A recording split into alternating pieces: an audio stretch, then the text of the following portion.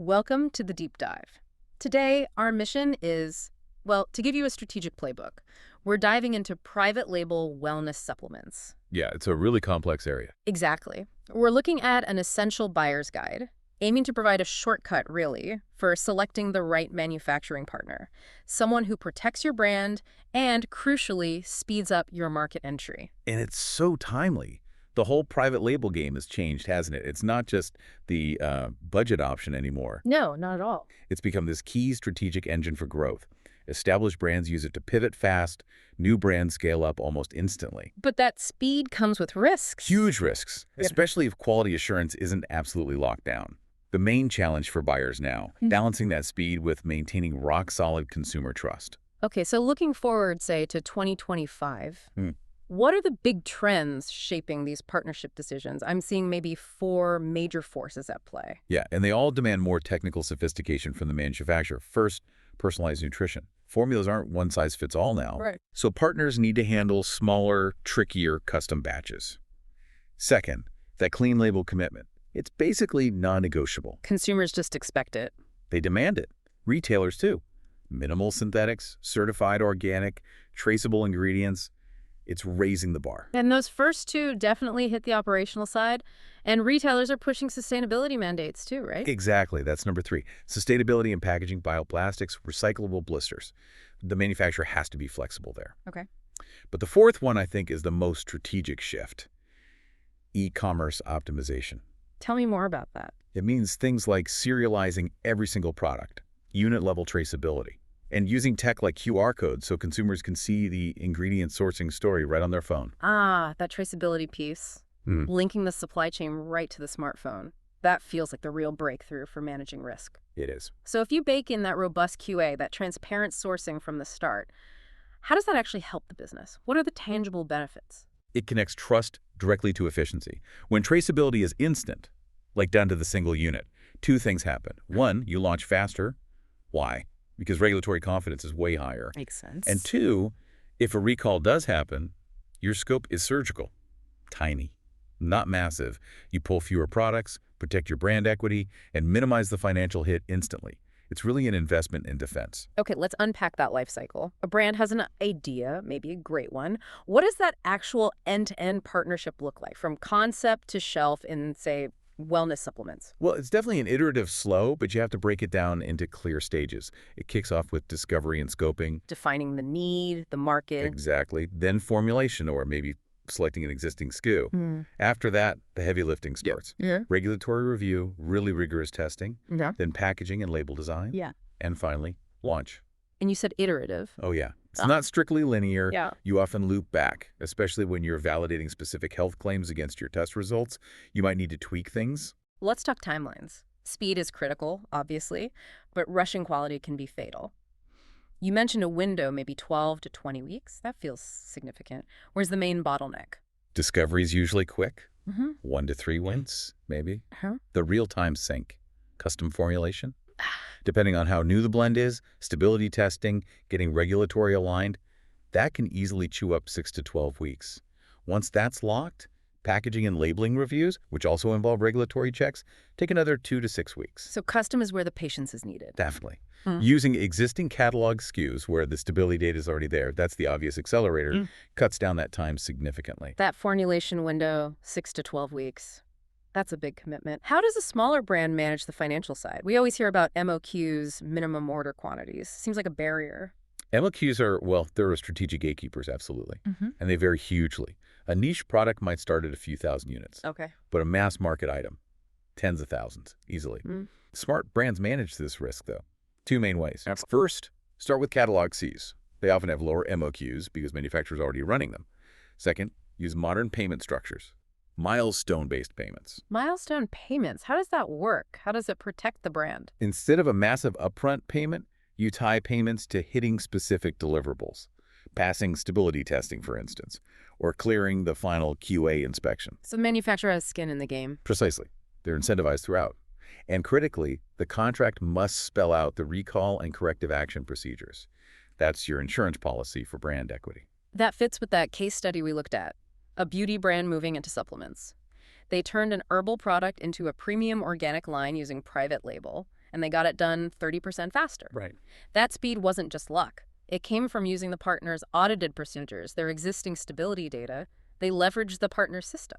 And that success story really raises the core question for any buyer. How do you effectively screen for that level of operational excellence? You need a solid comparison framework. It goes way beyond just price. Absolutely. So what are the non-negotiables? When you're screening partners, what has to be there?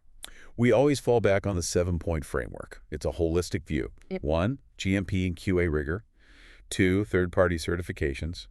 3, ingredient sourcing transparency. Okay. 4, flexibility in product development. 5, lead times and MOQs, still important. 6, packaging and labeling capabilities. And 7, solid documentation and full traceability. Those are the pillars. Let's drill down on number 1, QA rigor. Anyone can say GMP compliant on a website. What specific proof, what auditable evidence should a buyer demand? You need to get past the static snapshot of an audit. Yes, look for formal GMP compliance status, but the real key is how they handle failure. Okay. Ask for their documented QA procedures, their validated batch records, but most critically, ask to see their deviation tracking system. Deviations, when things go wrong. Exactly. Deviations must be tracked, investigated thoroughly, and closed out using measurable corrective and preventive actions. To APA. So just having a CUDP process isn't enough. It's about how effective that system is. Precisely. If they consistently leave deviations open or close them without fixing the root cause, that's a huge red flag. It means your brand is ultimately carrying that risk. It needs to be a culture of improvement, not just ticking boxes. Got it. And number 2, third-party assurance. Why insist on things like NSF GMP or USP or ISO 22000? Why isn't the manufacturer's own internal QC good enough? Because independent certification transfers trust. It's objective validation. When you seek, say, USB certification, you're asking for proof verified by an outside expert that the product has what the label says at the right strength without contaminants. Removes the internal bias. Completely. And this extends to their labs, too. They need strong alliances with certified third-party labs for both in-process and finished product testing. Again, objectivity. And the paperwork that proves all this testing happened. That's the documentation piece. A strong partner provides a comprehensive certificate of analysis, the COA, with every single production lot, no exceptions. And that COA needs... It needs complete lot tracking. Yeah. It has to connect that finished product all the way back to the raw material supplier, receipt date, test results for every ingredient. It's non-negotiable for recalls, audits, defending any claims. There's an industry quote that sums it up. What's that? A truly capable manufacturer is a partner that can translate your brief into tested, compliant, and market-ready products with minimal friction. That requires a culture of QA, not just a checklist. It really is about the culture. Okay, this is where it gets really interesting for brands, I think. That tension. Balancing uniqueness, differentiation with speed and efficiency. How do you weigh launching something totally custom versus using a ready-made catalog product? The classic trade-off really is. Catalog SKUs, they offer speed, predictable costs, and crucially, existing stability data. That slashes the launch risk. They're your efficiency play. Quick to market. Very quick. Custom formulation, though. That's your differentiation play.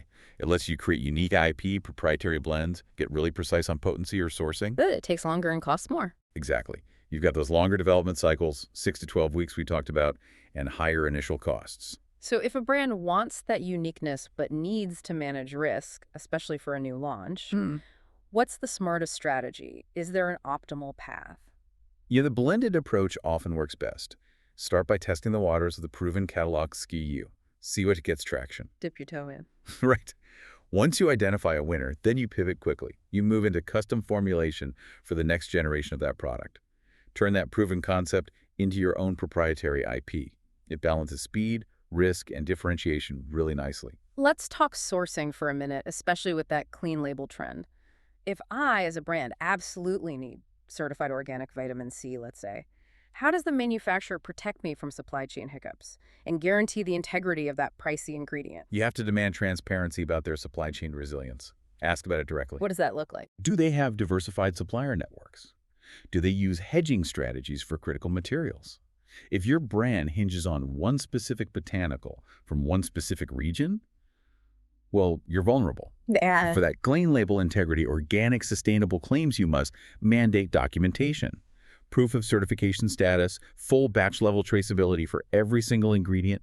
That data has to live in the COA for that lot. Yeah. No wiggle room. And if we connect this sourcing integrity to the bigger picture, the product label itself isn't just marketing real estate. It's fundamentally a regulatory vehicle, Right. especially when you think about global expansion. Managing labeling compliance correctly is absolutely critical for consumer trust and, frankly, for staying legal. That global regulatory map feels like a total minefield. Can you give us a quick snapshot? What are the core differences between, say, the US and the EU? The core philosophical difference is huge for manufacturers. Yeah. The U.S. market, mostly under DSHEA and FDA rules, operates largely on a post-market system. Brands need to substantiate their claims, sure, but often the burden is on the FDA to prove something is unsafe or mislabeled after it hits the shelf. Okay, sort of launch first, ask questions later. In a simplified sense, yes. Whereas Europe, the EU and the UK are fundamentally different. They lean heavily on pre-market authorization. Much stricter up front. Much stricter. Often requires pre-notifications or even registrations for novel ingredients, and the scientific backing needed for health claims before you can launch. Way more rigorous. Then you have places like Canada or Australia with its TGA. They have very specific import rules and serious post-market obligations they watch closely. Wow. So that complexity just explodes when you think about packaging mandates across all those places. It's not just one label fits all. Oh, absolutely not. A good partner has to function as your regulatory manager, essentially. They need to handle those global requirements, things like bilingual labeling for Canada, clear allergen statements everywhere, ensuring every claim on that pack is accurate and substantiated for each market you enter. A huge task. It is. And on top of that, you now have sustainability demands impacting packaging choices, recyclable materials, bioplastics, plus integrating things like serialization for anti-counterfeiting. That little QR code might carry a lot of weight. Okay, let's shift gears slightly. Let's look at the financial side, the contracts. Protecting your margin, minimizing risk. How do you build supply chain resilience to ensure you actually have product to sell? Resilience really starts with solid, data-driven forecasting. You have to work closely with your partner on that. Then, demand safety stock buffers. Actual inventory held back. Yes, physical inventory held by the manufacturer as a cushion. And critically, have secondary suppliers identified for essential components, key ingredients, specific bottles or caps. If your main bottle supplier has a fire, you need a plan B ready to go. Makes sense. Contingency planning. Exactly.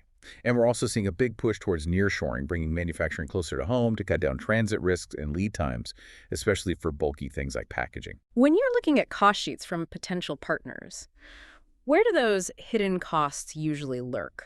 The ones that bite into your margin later? Buyers naturally focus on the base price per unit, maybe potency adjustments, but they often get blindsided by the variables. Such as? Things like rework if there's a manufacturing error, unexpectedly high sampling fees, label amendments, maybe a regulation changes mid-production, and expedited shipping charges if forecasts were off. You need total transparency on how those variables are calculated up front. Get it all defined early. And finally, the contract itself, the foundation of the whole partnership.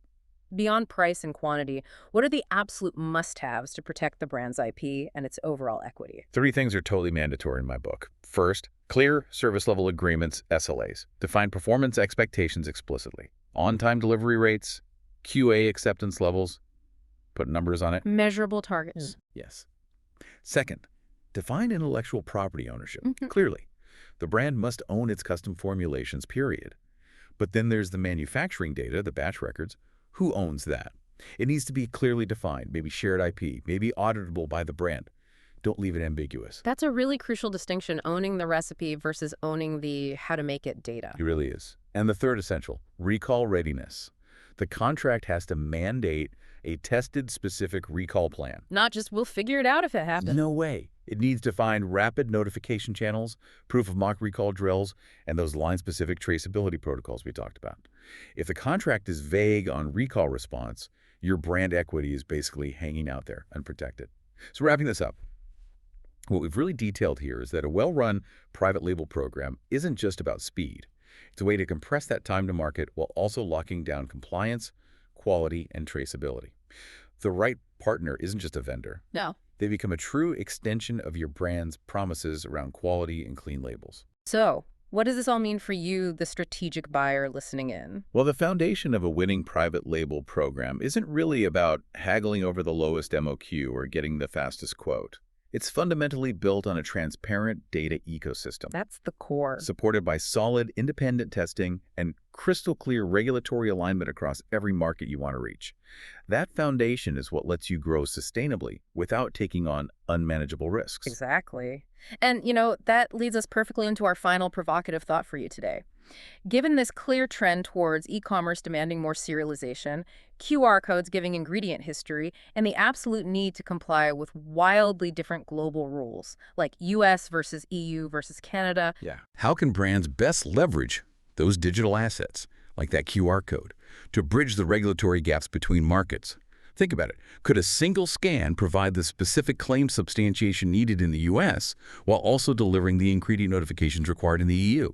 All seamlessly, while still delivering the speed and transparency consumers now demand. That level of integration, that's the future of compliance in this space.